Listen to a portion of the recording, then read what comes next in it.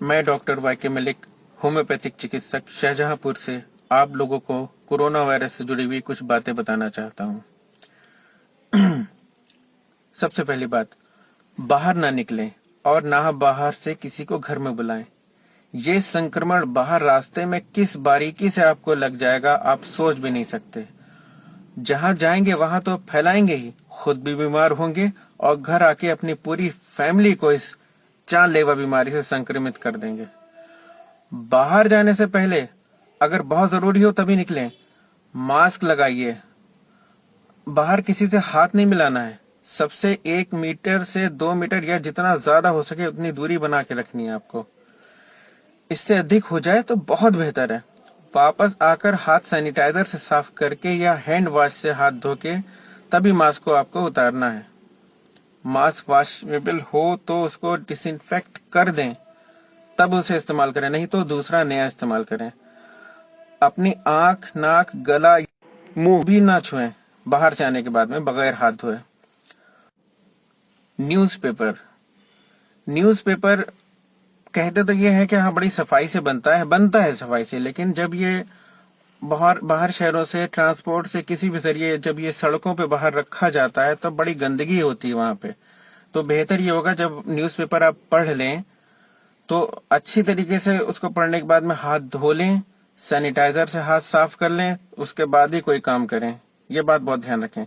और घर में रहिए। इसका सबसे बड़ा इलाज यही है कि आप घर में रहें, ठीक है? और कोई भी इलाज नहीं है इसका। इम्यून सिस्टम अपना स्ट्रांग करें। जितना हो सके आप ऐसी चीजें खाएं जिससे आपका इम्यून सिस्टम जो है वो स्ट्रांग हो, आपसे रोग प्रतिरोधक क्षमता जो है ना वो आपकी वो बढ़े। जो बूढ़े लोग हैं उनको ये रोग होने के ज्यादा चांसेस हैं, बच्चों को ये रोग होने के ज्यादा चांसेस हैं, ठीक है? नादानी ना बरतिए। जिंदा रहेंगे फिर मिलेंगे, अभी मिलने की कोई कोशिश ना करिए एक दूसरे लोगों से। जितने दिन हो सकते हैं इसको गुजर जाने दीजिए। बाहर से लाया हुआ सामान का बड़ा ध्यान रखिएगा। उसको अच्छी तरीके से साबुन से आपको धोना है जो धोने वाला है, और जो धोने वाला नहीं है उसको अच्छी तरीके से सैनिटाइज कर लें, तभी घर में लाएं। अपने घर के डोर हैंडल, डोर बेल के जो स्विच होता है वो, और बाहर से आने के बाद पर्स, मोबाइल, पेन, जितनी भी चीजें आप साथ में लेके गए हैं और जो बाहर से आप वो लेके आए हैं, उन सारी चीजों को आपको सैनिटाइज करना है अच्छी तरीके से। बाहर से आने के बाद पैर आपको बाहर दरवाजे पे ही, वहीं पे अंदर आ जाएं भले ही, वहीं धो लें। वो बाहर की जूते चप्पल घर के अंदर ना लाएं आप, ठीक है? और जो आपने डोर बेल छुई है, पर्स है आपका, मोबाइल, पेन, पैसे जो आपने बाहर लेन देन करे हैं, उसको भी आपको सैनिटाइज करना है, ठीक है?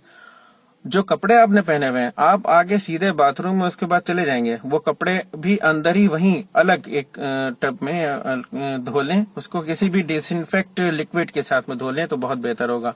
झागदार साबुन से या तो धोना ही धोना है, डिसइंफेक्ट भी डालना उसमें बहुत जरूरी है।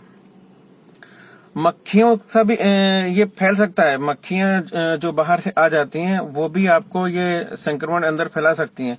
तो कोशिश करें घर की सफाई जो है वो फिनाइल वगैरह से करते रहें ताकि बाहर की मक्खियां वगैरह अंदर ना आए। जिन शहरों में कोरोना वायरस बहुत ही ज्यादा तेजी से फैला हुआ है उन शहरों में पतंगों पे भी रोक लगनी चाहिए। जी हाँ, पतंगों से भी ये रोग फैल सकता है।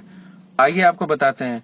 देखिए, कोरोना वायरस से जो जुड़े मरीज होते हैं उनको कभी छींक आ जाए, ठीक है, या जुकाम हो, ऐसे नाक साफ कर लें, फिर उसी हाथ से वो पतंग उड़ाएगा। वो पतंग किसी भी घर में जाके कट के गिरेगी। तो बच्चों की आदत होती है गिरी हुई पतंगों को एकदम लेने के लिए दौड़ते हैं, भागते हैं। तो क्या ये संक्रमण इस जरिए उन तक नहीं पहुंच सकता? बिल्कुल पहुंचेगा। अपने हाथ को किसी ऐसे साबुन से बार बार धोते रहें जो जिसमें झाग बहुत होता हो। झाग होना साबुन में बहुत जरूरी है। और कम से कम 20 सेकंड तक हाथ अपने धोते रहें।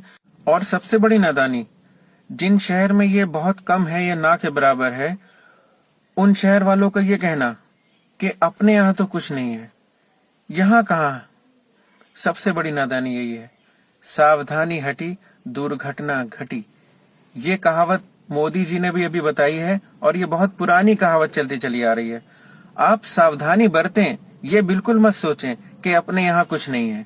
ये सबसे बड़ी भूल होती है। ये कहाँ एकदम से कैसे कब फैल जाए कुछ भी नहीं कहा जा सकता है, और उसके बाद सिवाय पछताने के कुछ नहीं बचता है। सोचिए, आपकी एक छोटी सी लापरवाही से अगर कोई बीमार होता है तो वही नहीं बीमार होगा, आपकी फैमिली का भी कोई इन्फेक्टेड हो जाएगा।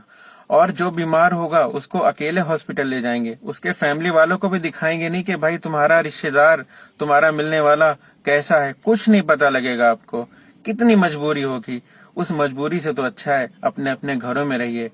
किसी आईसीयू में जाके एडमिट होने से तो अच्छा है कि आप अपने अपने घर में रहिए। प्लीज रिक्वेस्ट है आप लोगों से। जो लोग सड़कों पे घूम रहे हैं, बड़े मजे कर रहे हैं, और पुलिस जाती है तो उनसे बच के गलियों में खूब ऐश कर रहे हैं, घूम रहे हैं, वो उनको धोखा नहीं दे रहा है पुलिस वालों को, ना ही सरकार को धोखा दे रहे हैं, वो अपने आप को धोखा दे रहे हैं। वो खुद खतरों से लड़ रहे हैं। वो खतरों से ना लड़ें, मेरी गुजारिश है ऐसे लोगों से। प्लीज अपने घर चले जाएं, मैं बार बार कह रहा हूं। अपने आसपास में ये जरूर देखें कि कोई ऐसा गरीब तो नहीं है जो खा पी नहीं पा रहा है, जिसके पास खाने को नहीं है। अगर आपको ऐसा कुछ पता लगता है तो उसकी मदद जरूर करें, मेहरबानी करके। और उसको कोई ऐसा सामान दें जो उसको पकाना ना पड़े। मिसाल के तौर पर उसको बिस्किट के पैकेट भी दे दें, क्योंकि क्या पता अब दिन बहुत हो गए हैं, उसके पास जलाने के लिए ईंधन ना हो, तो उसको बिस्किट के पैकेट दे दें। रेडीमेड जो चीजें आती हैं वो उसको दे दें, जो उसको आपने दी अब उसने खा लिया, या अपने घर से बना के उसको भेज दें। और जब ये लॉकडाउन खत्म हो जाए तो ऐसा नहीं कि हम लोग को सड़कों में एकदम भाग जाना है, निकल जाना अपने अपने घरों से। जब तक ये बीमारी पूरी तरीके से जड़ से ठीक नहीं हो जाती है, हम लोग को पालन जो अभी कर रहे हैं लॉकडाउन के दौरान, वैसे ही हम लोग को पालन करता रहना है जब तक कि ये बीमारी जड़ से खत्म नहीं हो जाती है। एक भी मरीज अगर इंडिया में है, हम लोग को सावधानी बरते रहना है, सावधानी बरते रहना है। एक बार लास्ट में मैं फिर ये कहना चाहूंगा, अपने अपने घरों में रहें, सुरक्षित रहें, ना किसी के घर जाएं, ना किसी को अपने घर बुलाएं। जिंदा रहें तो फिर मिलेंगे, बार बार मिलेंगे, जितनी बार होगा उतनी बार मिलेंगे, एक दूसरे से मिलते रहेंगे। लेकिन अभी फिलहाल अपने घर पे रहिए। कम से कम अब एक दूसरे को धर्म को बुरा कहने से अच्छा है कि अपने अपने धर्म में ये दुआ करें कि ये बीमारी जड़ से खत्म हो जाए और ऐसी बीमारी अब जिंदगी में कभी ना आए, कभी भी ना आए।